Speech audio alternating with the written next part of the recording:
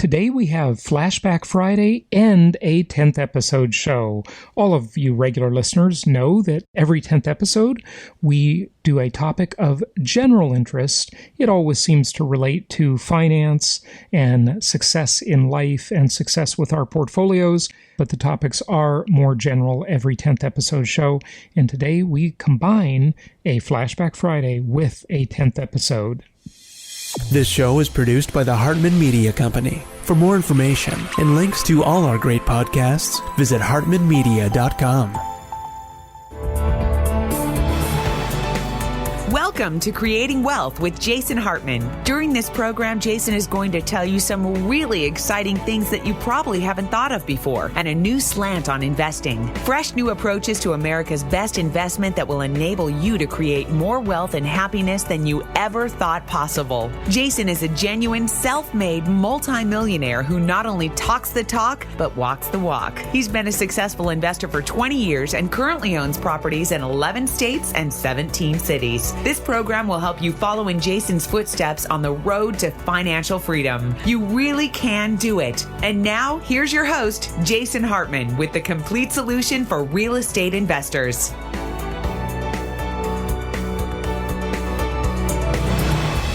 Welcome to the Creating Wealth Show. This is Jason Hartman, and thank you so much for joining me today for episode number 410. 410. You know what that means. Any episode that ends with a zero is where we go off topic. And I got a note from one of our listeners saying we kind of went off topic last time on 409. I agree. We had former Congressman Todd Akin on the show. It's just kind of interesting to get some of these different people on the show to talk about some different things. Real estate investing is, I want to say it's complicated, but it's really not that complicated. I don't know. I've been doing it so long, I guess it's second nature for me. Probably seems complicated to outsiders. One of the reasons that I like to interview a variety of guests and cover a variety of topics on the show, the last 400 plus episodes, is because I believe that you are all holistic people. And, there's a lot more going on than just specific how to do a real estate deal type of stuff. There's the broader economy, there's the stock market. In fact, our next guest is going to be talking about some stock and economic issues. I've just found with the real estate investors I know over the years who are just sort of strictly and narrowly focused only on how to do a real estate deal, and they don't understand broader economic and social issues that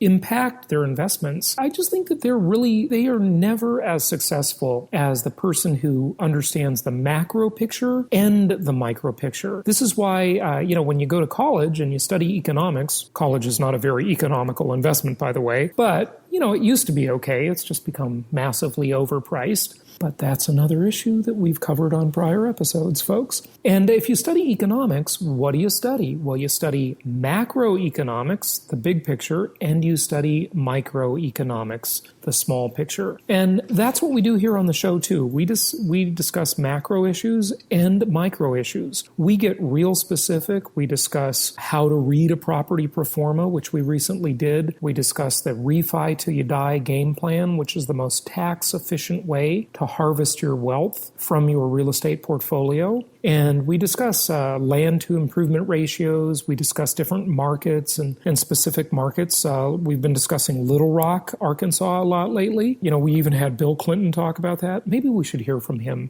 in just a moment here. I think we'll bring Bill Clinton back for a quick message today. How's that sound?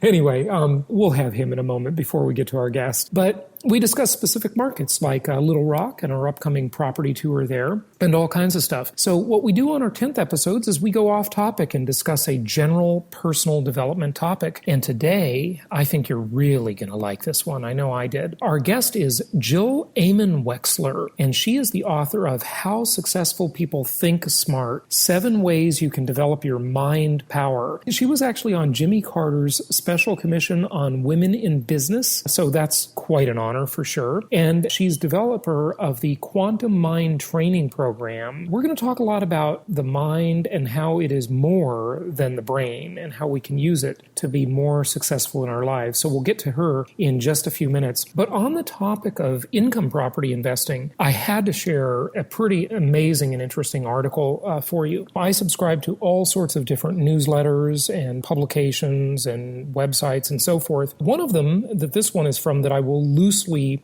read in single quotes, read to you, is from DS News. And DS News is a publication for the mortgage servicing industry, because they're talking to and writing for lenders who are servicing mortgage loans. And this article I thought was particularly important to share with you. It's entitled, High Rents Prevent Potential Buyers from Owning Homes. Just as I sort of loosely read it and comment, it's all sort of intertwined here. This may not be exactly correct journalistic style here, but heck, I'm just being kind of casual. It says, the latest conundrum in the U.S. housing market appears to be that while homes in 94% of the country's top metro areas are more affordable than they've been, rents are so high that renters in 88% of those metros can't afford to save money for a down payment to buy a home. So it's like that old thing, folks. Of course, you can tell this is my commentary. It's like that old thing when you're a kid and you're trying to get your first job. They tell you, what do they tell you? They tell you, well, we won't hire you unless you have experience. But how are you ever going to get any experience if no one will hire you? And this is kind of that conundrum, okay? According to Zillow's July real estate market report, a mere 12 metros out of the top 100 in the United States, and remember, there's about 400, there's almost 400 of those metro areas total. Okay, so when you look at Case-Shiller, this is obviously my commentary again, that only surveys 20 markets, so, or 20 metros. So the Case-Shiller index is like meaningless to us almost, because 14 of those markets we don't even like, right? So that's really incomplete for information. But it says a mere 12 metros out of the top 100 in the U.S. feature an affordable market for housing and rentals. According to the report, home prices rose to $174,800 in July, up 0.2% from June and 6.5% up from this time last year. Well, that's interesting. Remember, I'm always talking about those long-term historical appreciation figures where properties appreciate, give or take, at about 6% annually. And on the last episode, we talked about the linear market, the cyclical market, and the hybrid market, and how those three act and how they differ in appreciation actually in the last two episodes. But this is interesting. Let me dive back into this. It's almost finished. At the same time, renters signing leases at the end of the second quarter paid 29.5% of their income toward rent, compared to only 24.9% in the pre-bubble period. One of the things I want you to notice about this article is how these housing reports are always so far behind, because this article was written on August 22nd. I meant to share it with you a couple episodes ago, but just didn't have the time to get it in. But they're talking about the second quarter of this year. They're talking about June and July. Today we have Flashback Friday and a 10th episode show. All of you regular listeners know that every 10th episode we do a topic of general interest. It always seems to relate to finance and success in life and success with our portfolios, but the topics are more general every 10th episode show. And today we combine a Flashback Friday with a 10th episode. And that's why these stats are always about 3 months in arrears when you look at them. So that's another thing that it's very, very important to understand when reading the news media. It's always lagging by approximately 3 months. And it depends what they're talking about, how much it's lagging by, but use 3 months as a good metric. It can be up to 5 months in some cases, depending on how they count. And I've talked about this before because properties, they go on the market, they go under contract, and then sometimes they don't close. But if they do close, then they're recorded, and a lot of this data is being taken from county recorders' offices. And so it's always very much in arrears of what's really going on in the marketplace. Very important to keep that in mind. Just a little more on this article because it's very interesting. Then I'm really going to have some real commentary on it to help you digest and understand it. What this means for the future of the housing market could be trouble. Trouble to who? Okay, it's great news for investors, but if you want to build homes and you're a developer, maybe not as good for you, or maybe at least you've got to change your focus and you've got to focus on more bread and butter necessity type housing rather than luxury housing. And this, again, in this article, boy, I just can't keep myself from commenting, can I? I keep saying I'll read the article, I read a sentence, and then it's a whole narrative. Okay, Jason, one more thing, then get back to the article. This article is yet one more indication that, as I have said for 10 years now, the American population is getting poorer. The general population is becoming poorer and poorer. The reason they're becoming poorer is because of inflation. Inflation, that silent thief, that pickpocket, it steals your money when you're not even noticing it. And the reason it steals, it's like a great pickpocket, because if someone pickpockets you, they usually take your whole wallet. And then as soon as you look for your wallet and you need to buy something, you realize, hey, I've been pickpocketed. I lost all my money. But inflation's a great pickpocket because it pickpockets you just $1 at a time, or maybe, depending on how much you keep in your wallet, just a small percentage of your money at a time. So it slowly pickpockets you. It's like I talked about boiling that poor frog in the last episode. Slow pickpocketing, slow boiling. And that's what happens to most people. And this is why the population is becoming less and less prosperous as time goes on. But you, dear listener, you know that if you're following my game plan, you're actually going to be enriched by all of this, okay? It makes you richer in so many ways. Number one, because it keeps more people in the rental market, thereby supplying more people to your investments, to your income properties that you can rent to them, and putting upward price pressure on those rentals so that you can raise your rental rates and command higher rents just through the most fundamental law of economics, supply and demand. And also, you're really serving a class of the population that needs to be served. You're doing them a service by providing them housing. Now, granted, the central banking cartels and the Federal Reserve and the government, who completely participates in, is complicit in, if not, they're more than complicit. Heck, they're the ones causing it, especially on the left side of the political aisle. I have to say that, only because the left side spends more and causes more inflation. Now, personally, I love inflation. It's the greatest thing possible to our income property investments, and you should too as an investor. But for most people, inflation is a terrorist. It's awful. The effects of high rent, high enough to keep prospective buyers away from houses, is particularly hitting millennials. Now, how much have I talked about this? But I'm going to keep reading. Who are already saddled with uncertain job prospects and enormous student debt, according to Zillow chief economist Stan Humphreys. The health of the for sale market, okay, so homes for sale, not for rent, of the for sale market is directly tied to the rental market, where affordability is really suffering, Humphreys said. Wages need to grow more quickly than they are, particularly for renters, and growth in home values will need to slow. Now, isn't that interesting? Of course, we know that Americans have been getting completely screwed for decades, because in real dollars, Americans haven't had a raise in decades. So this is why there's this huge separation that's only widening and getting bigger between what I call the investor class and the normal class of everybody else who is not in the investor class. Thankfully, most of you listening are in or on your way to being in the investor class. That is a critically important move for you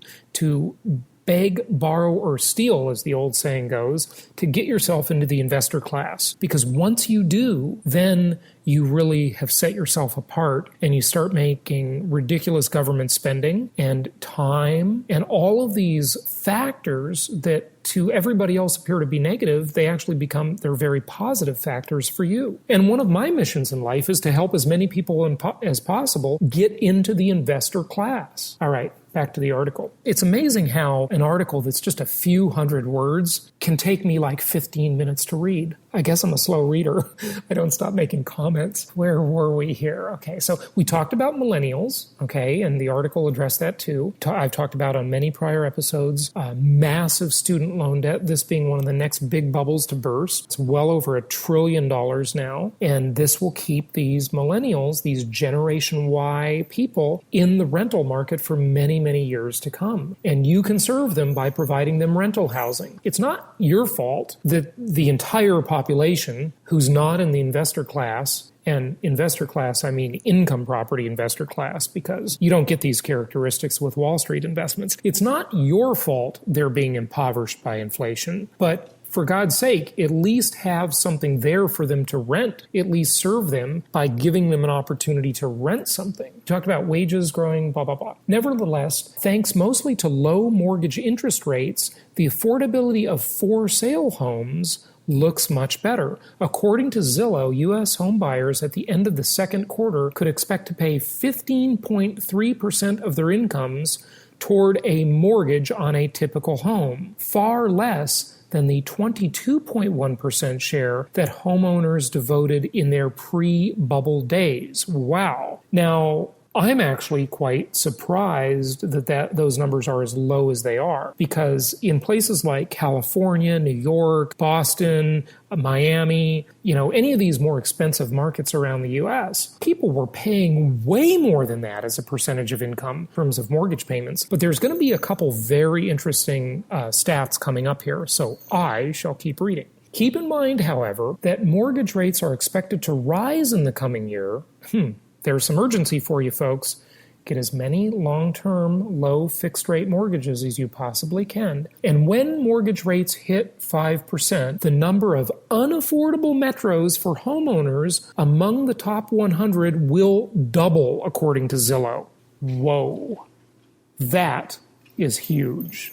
That is huge. You might want to just press that 30-second rewind on your iPhone. If you have an Android, I don't know what you do. Maybe you have the same thing. And just listen to that again, because that's a pretty shocking statistic. Here's the quandary we're in right now. We have interest rates that are, for all practical purposes, near zero. They are ridiculously low. And the one thing I have freely admitted, I've been right about almost every prediction I've made since I've been doing this show. But the one thing I've been totally wrong about is interest rates. I thought they would be higher by now, because they should be higher. It's totally illogical that we have interest rates this low. But, like I say, when I talk to these doom and gloom people who really just don't get it, it's not just about math. It's not just about logic. The United States, because of its position, because of its bully pulpit in the world and having the world's reserve currency and being able to enforce its reserve currency through the most powerful military the human race has ever known, and in many other ways. It's not just military. It's not like when someone wants to trade outside of the dollar, we instantly go in and invade them. Or do we? I don't know. That's debatable. By the way, you might want to watch, it's interesting, I've seen this before years ago, but you've probably heard of the Zeitgeist movies. Well, these are just online movies, okay? And you can get them on Netflix or just on YouTube. And the Zeitgeist movies are pretty interesting. I recently finished my third time through the Zeitgeist movie, and then my second time through the Zeitgeist Addendum movie, which is focused much more on currency and things like that. I asked my guest bookers to get the director on the show, and we haven't done that yet, but, we probably will. That's probably not too hard a guest to get on. But, they're pretty interesting. I mean, I certainly don't agree with everything they talk about, but they're pretty interesting when it comes to the monetary issues. I think their whole outlook, and, I know many of you have seen this, so, I'm not talking to people that aren't familiar with this movie. Maybe some of you aren't. But their whole outlook is sort of this socialist utopia idea that's never worked. We know that. But, I'm open to hearing about it. But it's interesting what they talk about when they talk about the history of monetary policy and so forth. And I just recently finished that, and they talked about a lot of this stuff. And this reserve currency status allows us to operate in this illogical, gravity-defying environment that we're in. So, look, the future has to be higher interest rates, and even slightly higher rates, as the article just said, will double the number of unaffordable metros. Wow. Do you know what this means to an investor? That's huge. That means that your rents are going up, folks, okay? And that you've got a long-term supply of renters coming at you. So be really, really excited about that, as you should be, because that is very, very good news for investors. Humphreys goes on to say, the affordability of for-sale homes remains strong, which is encouraging for those buyers who can save for a down payment and capitalize on low mortgage interest rates. But therein lies the caveat. Homeowners typically make a lot more money than those who rent. Now, I told you there was going to be some other amazing numbers coming up. These are pretty shocking. Okay. According to the U.S. Census Bureau, homeowners on average make, and by the way, I don't know if this is household income. It's probably household income. So this is probably 2 or 1.5 income families. When I say 1.5, I mean obviously a part-time earner and a full-time earner. Homeowners on average make $65,514 per year, while the typical renter makes about half of that, $31,888 per year. And this could mean that attaining the American dream will have to wait for an increasing number of Americans. And what does that mean to you, dear investor? It means you are going to have a great supply of renters for a long time to come. And then the article finally closes with, quote, as rents keep rising, along with interest rates and home values, saving for a down payment and attaining homeownership becomes that much more difficult for millions of current renters, unquote, Humphreys said. So I thought that was a fascinating article, and I just had to share it with you with my commentary. So very interesting stuff there. Without further ado, this is a 10th episode show, so let's not be talking all about real estate. Let's talk about us as holistic people that want to grow and want to achieve success in our lives and want to do big, great things. We've definitely got to tap into the power of our mind. So after we have a word from Bill Clinton, and hopefully you'll join us for our Little Rock tour, we'll get to our guest, Jill Ammon-Wexler. Hi, this is Bill Clinton, and I want to invite you to hang out with my friend, Jason Hartman, in my hometown of Little Rock. Jason and his interns, you know I like interns, are having his famous Creating Wealth seminar and property tour here. So drop everything, including Hillary, and go register at jasonhartman.com right now. This event is coming up soon, but as I like to say, it depends on what the meaning of the word is. See you there. It's my pleasure to welcome Dr. Jill Ammon-Wexler to the show. She's the author of How Successful Think Smart, 7 Ways You Can Develop Their Mind Power. Jill, welcome. How are you today? I'm just great. Enjoying the sun. How about you, Jason? Good. Doing the same thing. You've got an incredible resume. You served on Jimmy Carter's Special Commission on Women in Business. Yes, I did. Been consulting for 45 years on these topics. We're going to have an interesting discussion. Tell us a little bit about your background. I was initially going toward becoming a physician and stumbled into the mind through a meeting that was happening at Stanford. It was just a very informal meeting. Students from Stanford, UC Berkeley, and San Jose, we were studying the brain waves of meditators, Jason. And what we discovered, just blew the top right off our heads.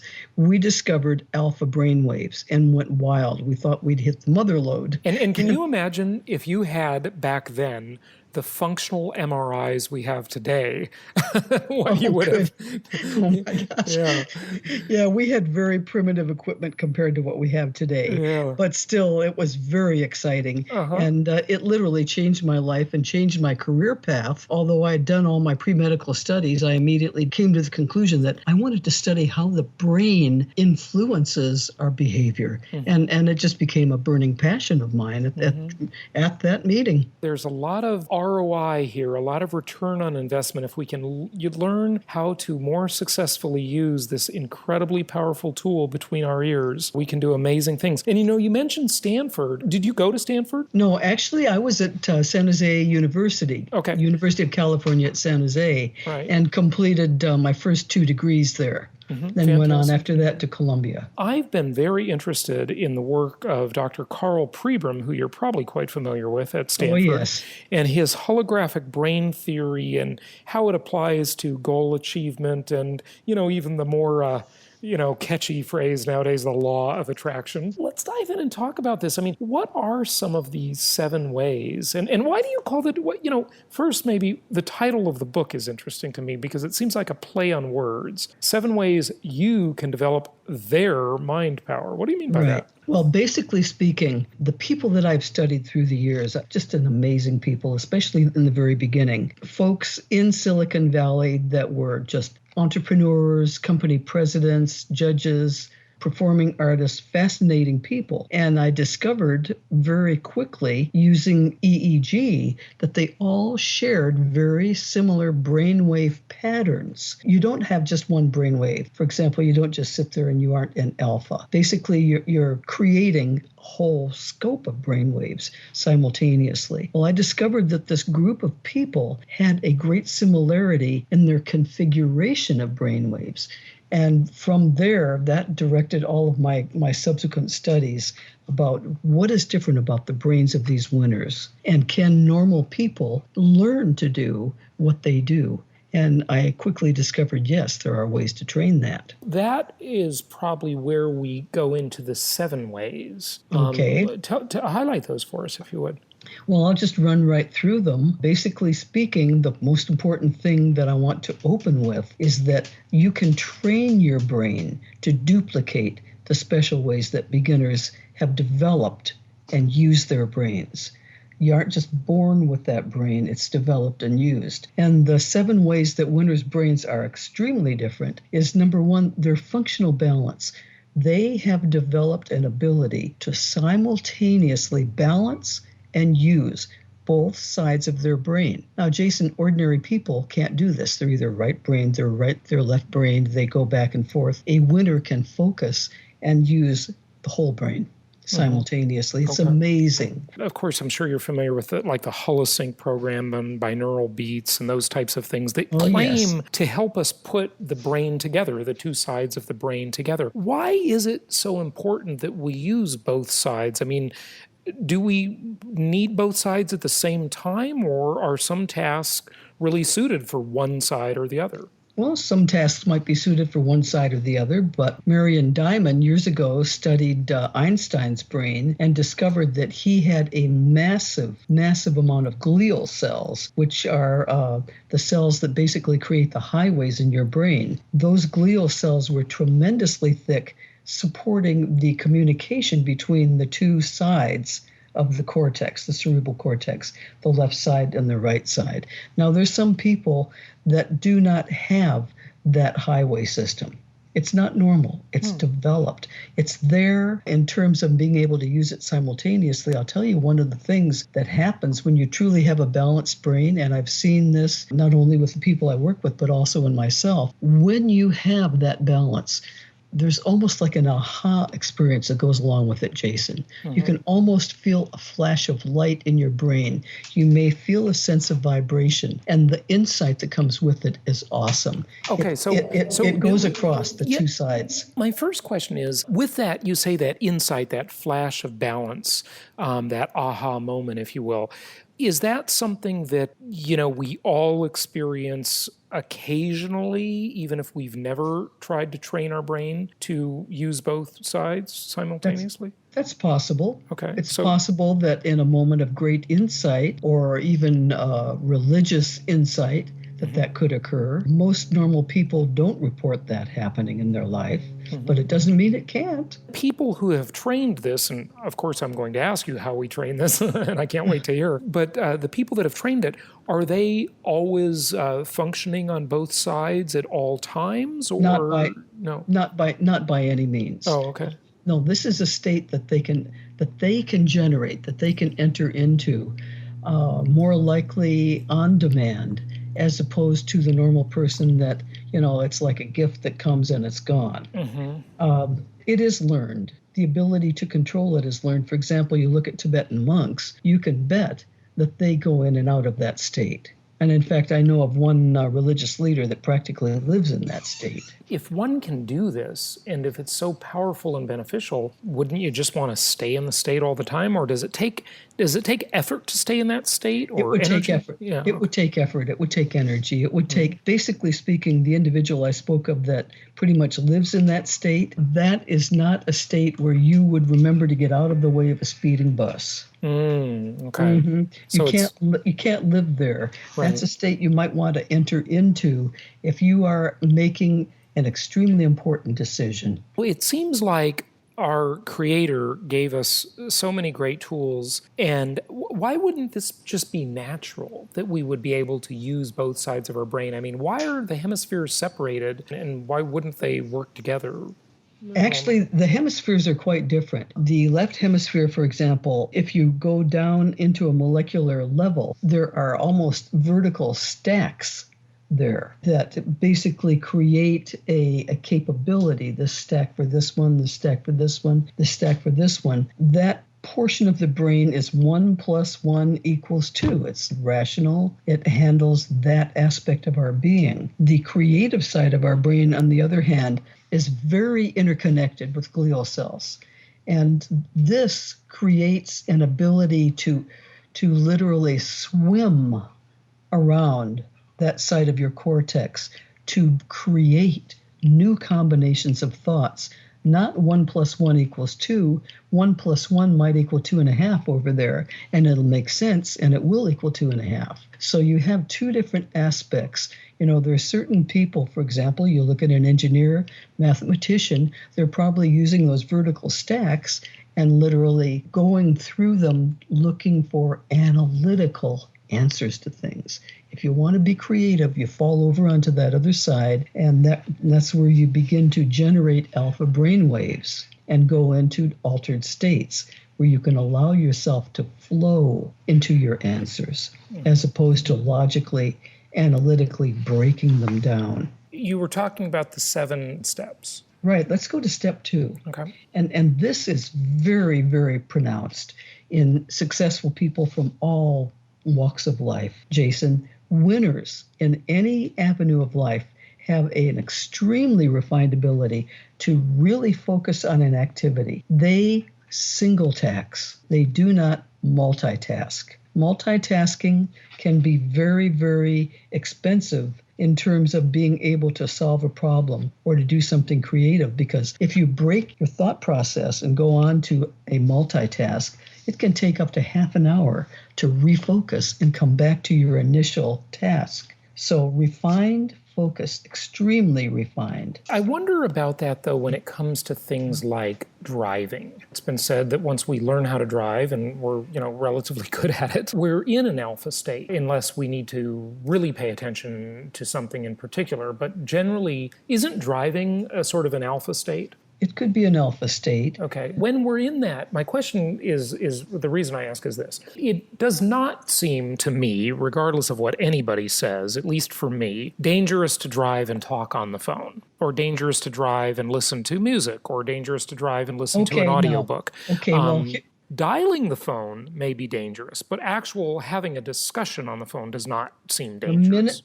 The minute you think a thought, or the minute you open your mouth to say a thought, you are in beta, period. Okay. Okay, so talking is beta.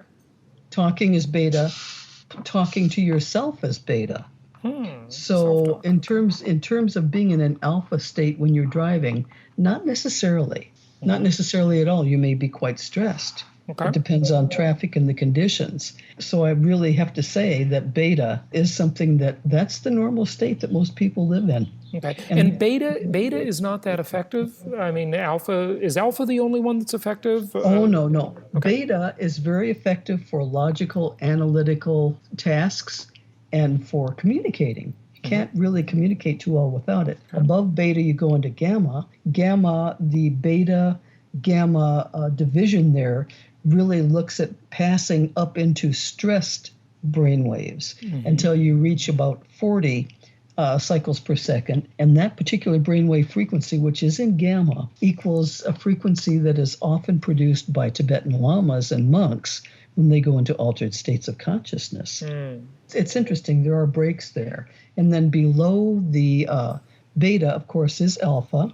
And alpha is pretty much creativity. It's more relaxed thought process where your mind would drift rather than hammer for an answer. Below that, you fall down, and end up literally into deeper brainwave states. Most people go into a state of sleep as they go down, whereas the minds of winners, the people that I studied, can actually hold all four brainwaves simultaneously. They can have delta brainwaves without being sleeping. And incidentally, about down in that level is where things like ESP occur. I've actually measured that, and where altered states begin to appear. Okay. So these leaders, the thinking leaders, have access to deeper thoughts and deeper aspects of their self than the normal person who walks around in beta and gamma. So how many total states are there, or how many total states are we aware of at this point? Probably infinite. Oh, there's a name. So it would span beyond the alphabet. Yeah, it probably would. Okay. I mean, we are aware of gamma, but the fact is then you have technology limitations. We have so much more to learn about the brain than we know now. It's almost silly. Yeah. It's ridiculous. I've spent 45 years studying it, and every week there's something new. This may be as unlimited as space exploration. There's a lot here. Yeah, if you look at string theory, for example, I mean, string theory is telling us, they go beyond quantum mechanics, and they're telling us basically there is a web, a matrix that creates the entire universe, and that we are, each of us, a dot on that matrix. But that at the same time, we have access through consciousness, which is thought, to everything that is connected to that matrix, which means we have no limits. We create our limits. Yeah. We create our reality. It's basically speaking, what's happening is metaphysics and science is just coming right together. Want to go to number 3? Yeah. I'm really, I can't wait to cover these. Number 3. So number 3 is the unstoppable motivation in the brain, right? Exactly. Okay. And for most people, and you've probably experienced this in your younger years yourself, you get motivated, you're hot on a project, you're going for it. You hit a bump in the road and you think, why am I even doing this? And that's a common problem of why. Really super motivated people, the winners, will just go right past that bump in the road. They have found ways to take the ordinary, the boring tasks that they have to face, and to tie those to the big picture, which then makes them more interesting. Oh gosh, when I get number C done, I can go to D. Now that's where the action is. So that there's a very steady motivation, and bumps in the road that would knock most people right off their horse are not that important, not seen as that important. Winners are persistent. Persistent and motivated, and they don't stop. Forgive me, but that's just somewhat kind of trite, right? I mean, that's not that's not a big technical idea, right? Actually, that is a technical idea. Okay, all right. That is directly related to a brain state. It's related to a particular neurotransmitter in your brain. All of what I'm saying is directly related to the actual state of the brain. Now, in order to be motivated, in order to be focused, to feel enthusiasm, etc., you need dopamine. Dopamine is not dopey. It is basically it's what gives you that motivational spark that lets you just burn through a task. And there are ways to do that. You can basically feed yourself in a way that creates a higher dopamine level. You can eat protein. You can avoid sugar. You can take tyrosine supplements, which is something that I enjoy doing, because tyrosine, in turn, creates sustained increases in your dopamine levels. And you can get that right at a health food store. Okay, so tyrosine, that's Tyracine? No, Tyrosine. Or you can get out in the sun. Sunshine also stimulates the production of vitamin D, which is required for the production of dopamine. Okay.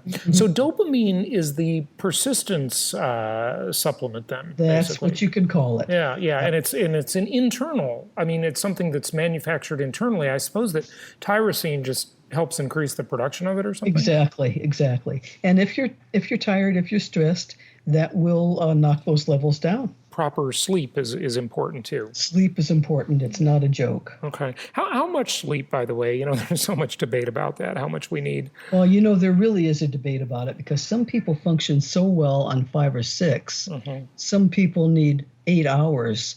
I think that's a very personal thing. And how do you feel when you get up? Are you clear or are you groggy? If you're groggy, you're not getting enough. I find that I really enjoy a 20-minute to half-hour nap in the afternoon. It just really regenerates everything for me.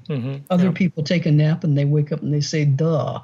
Right, yeah. So you really have to feel into what works for you. Right. It's different for everybody. Yeah, it's very different.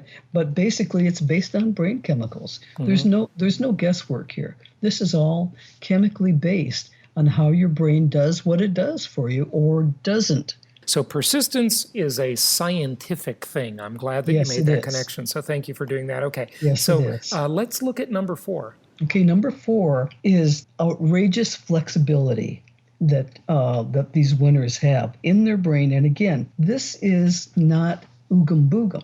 What we're talking about is, again, brain chemicals and what happens when you stretch it. For example, I'll go back to Einstein's brain. He had massive highways of glial cells that were packed with an abnormal amount of neural networks. And he built that brain when he was a young man.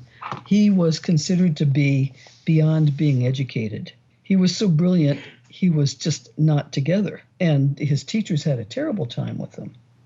So basically speaking, Einstein was a self-built genius. And he did that with flexible thinking. Now, he, for example, and many others down through history, had a way of sitting in a chair, and he would allow himself to go into an altered state of consciousness. Now, I can tell you right now, he was going all the way down into delta. And the way that he would do it to maintain consciousness so that his thoughts would be up there with him on a conscious level is he would hold a little black pebble in each hand and let his hands go over the chair, over the arm of the chair. If he dropped one, it would wake him up. He trained himself to be able to hold that state of consciousness. So basically speaking, most people, as I've said, and you know this to be true, live in what we call the comfort zone. They don't like challenges. They have certain habits. They drive to work the same way. They think the same thoughts. They go home and watch the same TV programs and drink the same beer and read the same magazine. And that's the ritual. Now, the ritual is easy and it's comfortable. But the fact is, the leaders, the thought leaders that I've worked with, don't stick to those rituals. They challenge themselves. They challenge constantly to force brain growth. Because here's what happens. When your brain thinks a thought, it creates a neural network.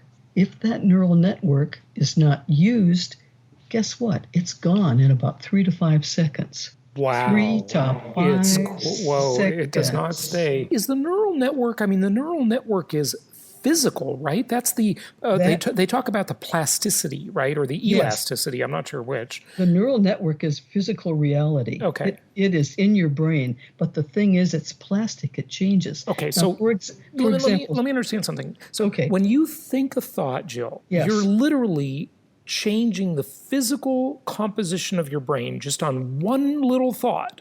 Absolutely. Amazing. That's incredible. Now, here's an interesting thing about the brain. The brain likes the comfort zone. Why do you think people fall into the comfort zone? Right. It has certain neural networks, Jason, that are very well established. I want a Budweiser. Okay, Budweiser. I didn't say Hams. I said Budweiser. So those networks are well established and they are there. Those networks create the basis of what we call our habits and our beliefs. The marketers and the branding companies and the advertisers love this, by the way. You got it. Yeah. You got it. And your brain will go first to those networks automatically. Yeah. When you want a just beer, like you go into the bar and you say, I'll take a Bud. We're all Pavlovian You don't dogs. say, let's see, what kind of beer do I want? There's no question. So that's the basis of your habits and your thought process. Most people live in those places. I want to ask you, because I think this applies to pretty much everybody listening, myself included. We all have, whether small or large, addictive behaviors. And they're not serving us, okay? I think everybody has their little addictions. Some people have really big, bad addictions, okay? But you know, I don't know that any type of addictive behavior is good. I notice it in myself sometimes. You know, I do this or that, or I think this or that, even little addictive thoughts. How can we rewire, assuming we want to, those neural networks? Because those have got to be the basis of addiction, right? Yes, they are. Well, look at it this way. Picture yourself walking through a meadow. You walk through a meadow the first time and you know, you leave a little trail through the grass and it's gone in 3 to 5 seconds. You turn around, you walk back over it. Well, maybe it takes a little longer before it's gone because that's the second time. The more times you walk on that path, the more times you use that neural network, the more established it is. The only way you can undo a trail through a meadow is to stop using it. So the only way you can undo an addictive habit is to replace it with something else. So are you going to create a new addiction? Well, maybe a new addiction should be something that would be more positive, such as, I know I can stop any behavior I want and create something new. So that would become your new neural pathway.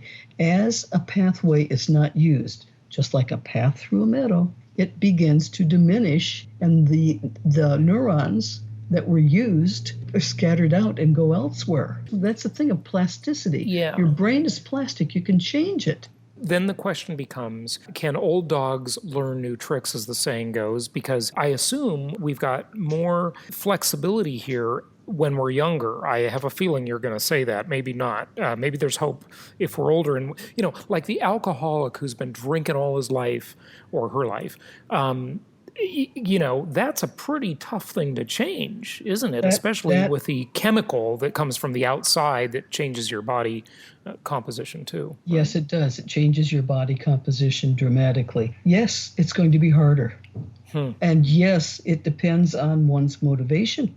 It comes back to, do you have fire and desire enough that you will immediately stop that behavior and create an alternative? Maybe there's a scientific part, and I think there is. I think maybe that's the overall macro look at this, is the fire and desire. Because what I was getting at with the addictive behaviors really is an alcoholic, using that as our example here, right? You know, they can never take a drink again, from what I understand, because they'll just fall back in. It'd be nice if we could sort of, you know, I'm just going to say it, kind of flirt with our addictions once in a while, you know, to have a little bit of a release maybe. So, you know, if we know that, you know, this isn't exactly the best behavior for us, but it's not something extremely destructive, can we kind of go back in and maybe enjoy it once in a while and then, you know, jump back out of it, you know, and you know, we're just making the pathway better every time we do it, right? Yeah, so we are. It's we're playing with that fire. doesn't work that way. We're playing with fire.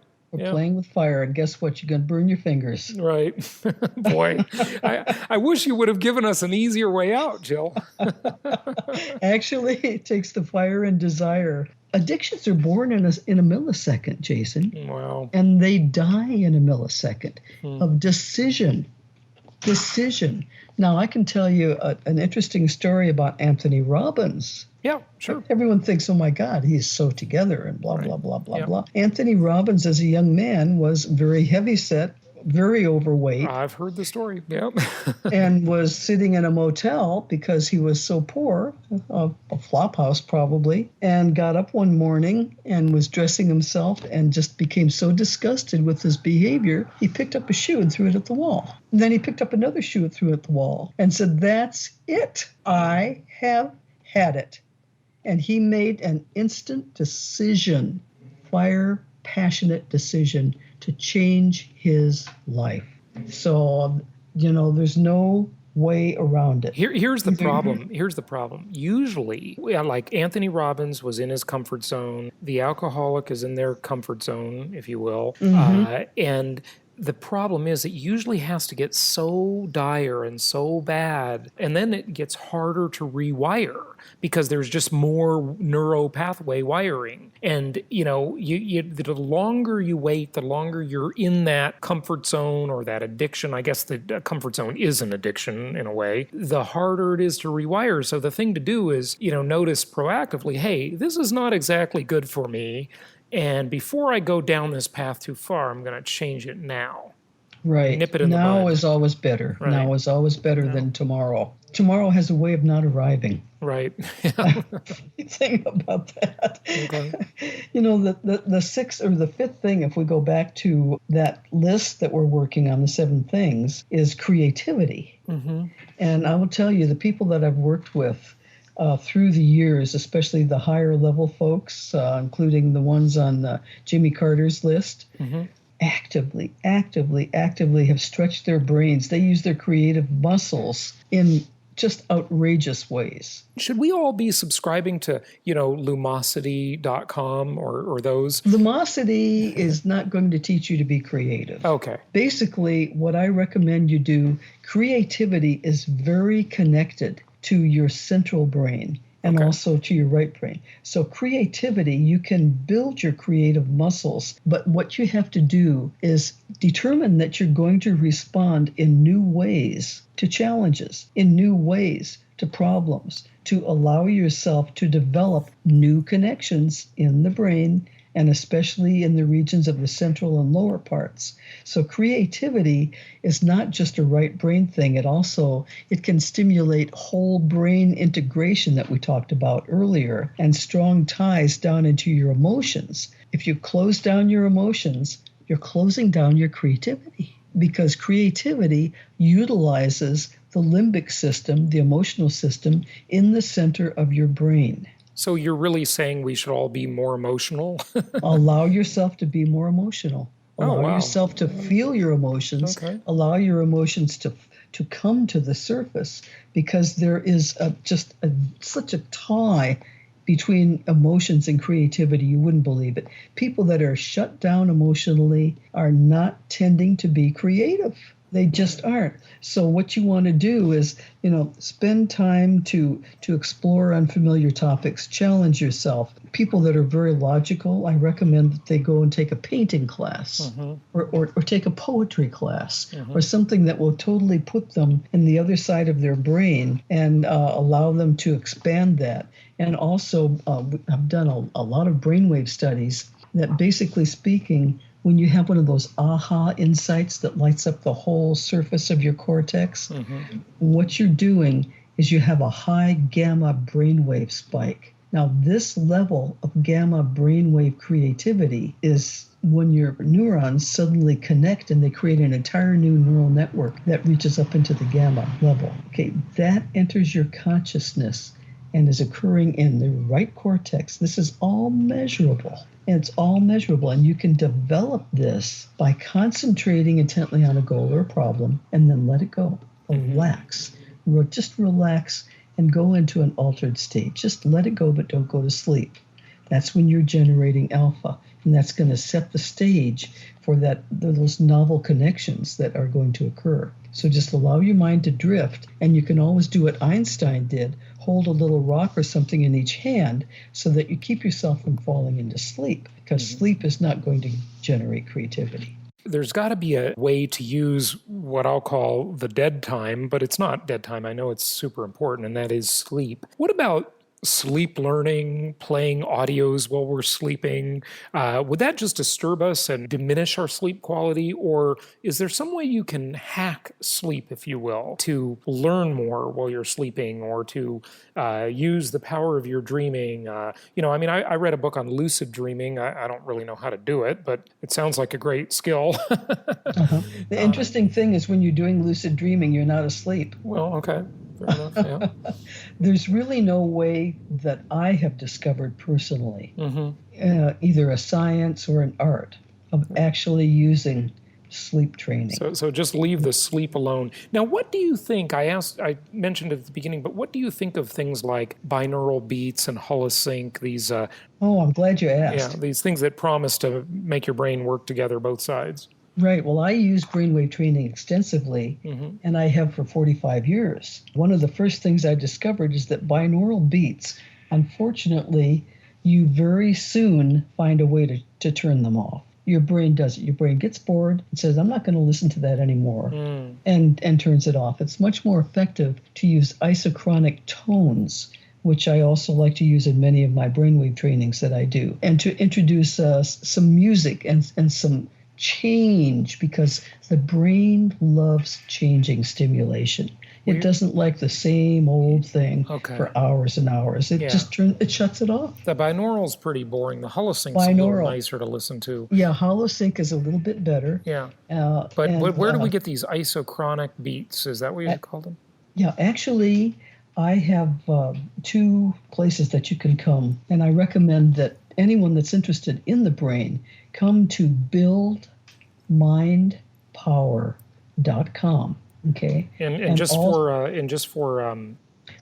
disclosure purposes, are you involved with that? Is that your company? Yes, that's my that's one of my websites. Right. I have over 10. Okay. And actually, there's a free course they can get there that they'll enjoy. There's articles there that they can read, and in addition to that, there are products. Okay. And they will learn a little bit more also about the audios, or they can go to Quantum Leap Audios and learn more about the audios that I use. I have many, many different audio collections. Some for creativity, whatever, full range. What was that? Quantum Leap what?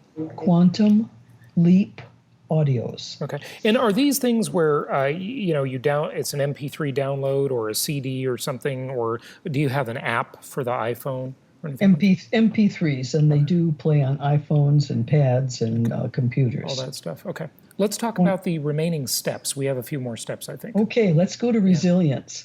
For that, basically speaking, that is a learned trait. And I often think of Martha when she had her encounter with the government a few years back and basically met the press and had lemons in her hand.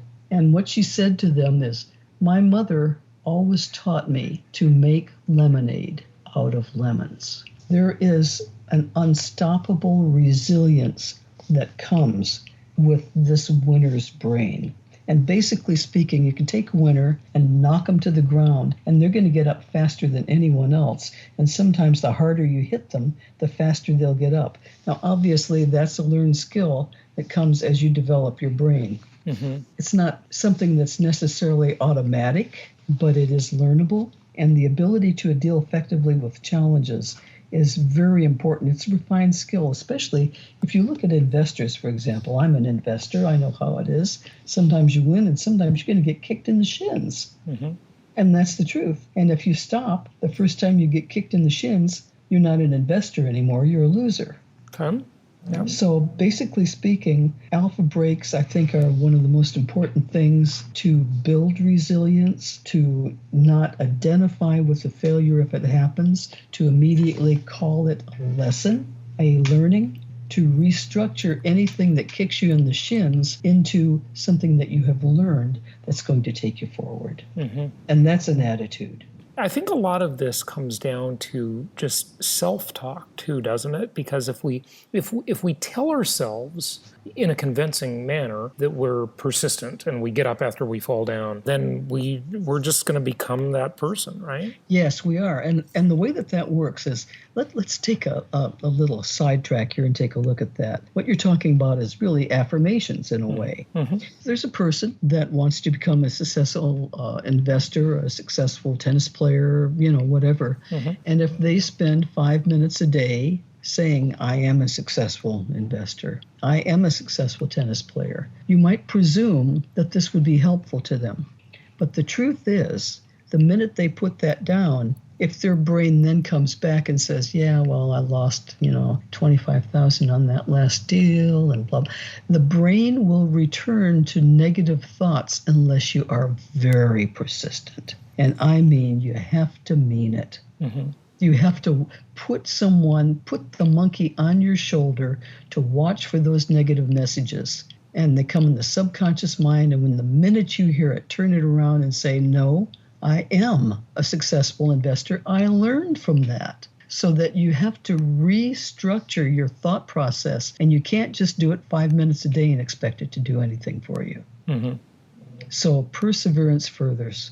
How long do you need to do it then? I mean, if you get so... You have to do it all your life, as long as those, as long as those negative little things sneak around in the back of your mind. Okay. Persevere. Because, each of our devils live within us. Mm-hmm. Each of the things that encourage us to fail or give up or not try again, or, I've fallen down 95 times on the skateboard and I'm not going to fall in 96th. Every time you find a negative thought, go after it. Go after it and mean it. Mm-hmm. and watch for them and turn them around. And you will find that you'll have fewer and fewer and more positive thoughts happening. It's reconditioning the brain. It's elasticity. Your brain will pay attention to the path that you pass over the most times. That's the simplest way I can put it. One more thing that really sets winners apart, and that's future orientation. The winners in any field are not looking over their shoulder at what happened before. Mm-hmm.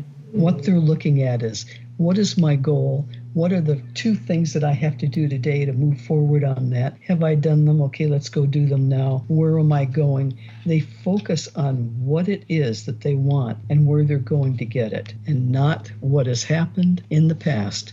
Past successes are okay, but don't focus on just a past success. Mm-hmm. Focus on how you're going to use it to go forward. The future orientation, I can definitely see that. I recently had Dan Millman on the show, The Peaceful Warrior, a great book, great movie, yeah. He or Eckhart Tolle, they would say, live in the now. Mm-hmm. So how do you reconcile that future orientation with the live in the now advice? Basically speaking, you're creating your future in the present moment. Like Alan Watts. Alan Watts said, be here now. Unless you are present in the present moment, you're not creating the future. You create it. Basically speaking, we are probably about, maybe 15 seconds ahead of ourselves anyway, is what the evidence seems to appear, is that we're living the future already. So be here now is an excellent thing to say. It's what the religious leaders say. It's what Alan Watts used to say, just be here now, and you will be enlightened, and you'll know how to move forward. And then next five minutes, now be here now. Mm-hmm. So that future orientation isn't about having long-term goals for the next 5, 10 years, or even the next year. It's about having a goal 15 seconds out. Well, you can have a goal for the rest of your life. There's nothing wrong with goals. Goals set your mind to what it is you want to accomplish. But if you are here now, what if you suddenly discover that that's not really the goal that you want anyway? Being totally present in the moment is an expanded consciousness. And Millman would tell you that, any of them would tell you that. You are expanded when you're in the present moment. There's just one more thing I want to ask you about. I know I'm keeping you a little long here, so I hope it's okay. Oh, that's okay. It's your fault because you're so interesting. Oh. So you have to take responsibility for being interesting, I take responsibility fully. The thing I want to ask you about, we've alluded to it a few times just throughout the conversation, I think, but the law of attraction type of stuff. I find that to be missing, and I'm really referring mostly to The Secret, I guess, when I say that was so popular a few years back. I find that to be missing certainly some important parts. It's just not the whole picture. You can sit around and hang out at New Age conferences and, say you're attracting prosperity, and all the people I know that do this, they're not generally very prosperous. There are those who think and talk and those who do, maybe. But when it comes to the scientific side of Carl Pribram and the holographic brain theory stuff that I discovered so many years ago, I just think, wow, that seems to make some leaps in logic that we have not yet discovered. But hey, in 1960, going to the moon was magic. What do you say about that? How do you have goal achievement? And we've definitely alluded to that in this talk, but maybe wrapping some of it up or adding to it. I see law of attraction and goal achievement from the standpoint of the brain, which is logical. That's where I come from. And when you talk about the two, again, what I want to go back to is the path through the meadow. It's really that simple. Are those law of attraction people actually creating a neural network that will take them where they want to go? Or are they doing their oogum boogum, this thing today, that thing tomorrow, try something else the next day, not really committed to believing that they are achieving it. They are wanting it for the future. And they spend maybe 5 minutes thinking, I blah, blah, blah. But then the minute they turn away and go back to their life, there's this little voice in the back of the mind that says, yeah, you want a new house, but you can't even take care of the one you got. Or what do you mean you want a new car? What do you need a new car for? So there is the distraction that comes up. It doesn't matter whether it's law of attraction or goal setting. It doesn't matter. It's the same. Are you committed? Are you on path? Do you really know what you want? And are you taking the steps to create it? Regardless of the bumps in the road, regardless of what anyone else says, are you using your full brain in the most efficient way to create and manifest your goal or your law of attraction goal? It's the same. It literally is the same. Yeah, it's not oogum boogum. It comes down to what's happening in your brain. You didn't really talk much about visualization. You talk about the neural pathway, I guess. So that really, I guess we influence that neural pathway through visualization, through self-talk, right, and through actual live experiences too, right? Right, through things that we read, things that we focus on. What you focus on, you will create. Basically, we create our lives according to what we focus on. Again, that comes to the law of attraction, that comes to goal setting, that comes to what you're visualizing, comes to what you're affirming. It all comes together, and it's all brain science. How effectively are you using your brain to accomplish what it is you want to accomplish? I want to compliment you. Your interview was excellent, and you have so many books, and the reviews are numerous and very, very high on Amazon. I get suspicious whenever I see a book with 8 reviews, but your books have, over 100 reviews many times, and the 4.5 stars. So very good stuff. I'm looking forward to diving into more of your content. And so you can find a lot of it on Amazon.com, but I'm sure you want to give out one of your websites and tell people where they can, learn more. You gave out a couple of the audio websites, but I don't know if you have a more general one you want to mention. Well, the more general one is buildmindpower.com. And I think they'll really enjoy that website. And also there's a free course there, a 12-part course. It's not just a lightweight, yada. It's a very meaty course that they're welcome to pick up. Well, thank you so much for joining us today. And everybody, there's some great stuff here. So use it, take advantage of it. And Jill, we appreciate having you. Great, Jason. I've never really thought of Jason as subversive, but I just found out that's what Wall Street considers him to be. Really? Now, how is that possible at all? Simple. Wall Street believes that real estate investors are dangerous to their schemes because the dirty truth about income property is that it actually works in real life. I know. I mean, how many people do you know, not including insiders, who created wealth with stocks, bonds, and mutual funds? Those options are for people who only want to pretend they're getting ahead. Stocks and other non-direct traded assets are a losing game for most people. The typical scenario is you make a little, you lose a little, and spin your wheels for decades. That's because the corporate crooks running the stock and bond investing game will always see to it that they win. This means, unless you're one of them, you will not win. And unluckily for Wall Street, Jason has a unique ability to make the everyday person understand investing the way it should be. He shows them a world where anything less than a 26% annual return is disappointing. Yep, and that's why Jason offers a one-book set on creating wealth that comes with 20 digital download audios. He shows us how we can be excited about these scary times and exploit the incredible opportunities this present economy has afforded us. We can pick local markets untouched by the economic downturn, exploit packaged commodities investing, and achieve exceptional returns safely and securely. I like how he teaches you how to protect the equity in your home before it disappears and how to outsource your debt obligations to the government. And this set of advanced strategies for wealth creation is being offered for only $197. To get your Creating Wealth Encyclopedia Book 1, complete with over 20 hours of audio, go to jasonhartman.com/store. If you want to be able to sit back and collect checks every month, just like a banker, Jason's Creating Wealth Encyclopedia series is for you.